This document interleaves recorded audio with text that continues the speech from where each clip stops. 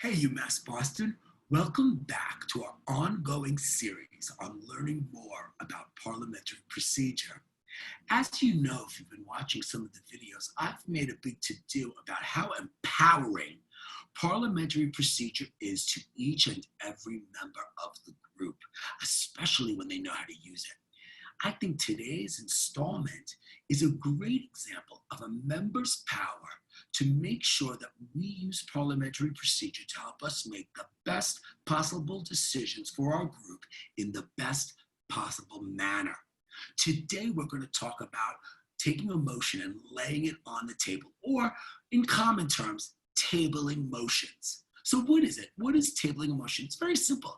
It's simply taking a motion that's on the floor and postponing the consideration, the discussion, the debate, and the voting on it in such a way that it can be taken from the table in the future.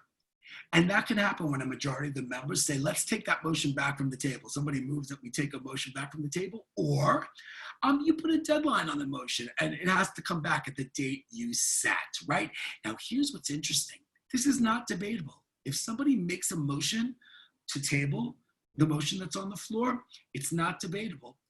And it requires a majority of the members to vote yes to make it pass. Let's talk about it, though, in specifics about how useful your power to table a motion can be. So we're at the Zoology Club meeting, and a member made a motion as follows. I move that we bring the Lions, Tigers, and Bears program to campus in the fall as part of our Zoology Week celebration. So the member made that motion. The president got it seconded, and we're in the process of debating and discussing whether or not we should approve this motion.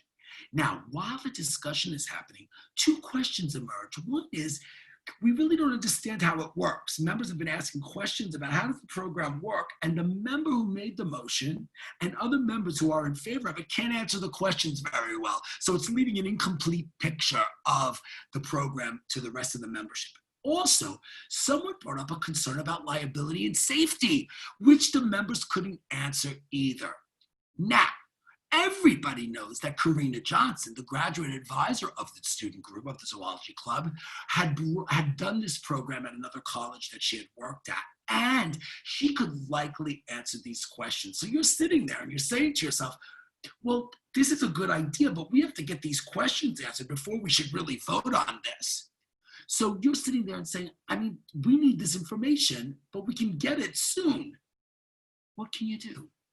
Well, you know what you can do right now. You, little old you, could move to table the motion. How would you do that, right? So while the discussion is happening, the questions are being asked that can't be answered, you raise your hand. You get recognized and you make this motion. I move that we table this motion until next week when our advisor is present. Now, when you make that motion, the president will ask for a second. If someone says, I second that, it goes to an immediate vote. There is no discussion, right? All those in favor of tabling the motion, they vote. Anyone opposed to tabling the motion, some may vote for that. It requires a majority to pass. Now, what happens if people agree with you? What happens if people agree to tabling that motion, to postponing it to the next meeting for consideration? Immediately, the discussion stops, and the motion will return for debate at the next meeting. Likely, someone will say, I move that we bring that motion on the Lions, Tigers, and Bears program from the table so we can discuss it. But because you put a date on it, the officers will likely be inclined to put it in the minutes of the meeting and it will come back, right? So that's what happens. So now Karina will be at that meeting, the graduate advisor, and she can answer all the questions. Now the membership is empowered to have the information it needs to give that motion a fair vote, right?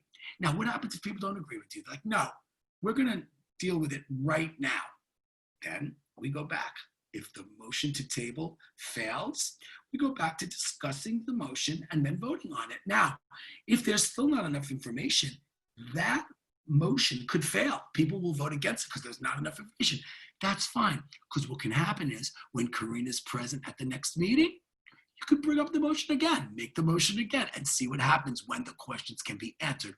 But tabling is an excellent way to put something off until we have the information we need or the people are present to deal with it, right? And that's what's exciting about your power to make sure that your organization makes the best decisions. If you have questions of laying motions on the table, I hope that you'll feel free to contact me at the email you see on top of your screen, msmtrainsyou@mac.com.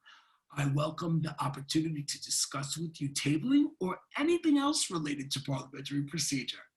And by the way, there's another installment coming soon, so please feel free to check it out. Thank you for taking some time to learn more about parliamentary procedure. See you next time.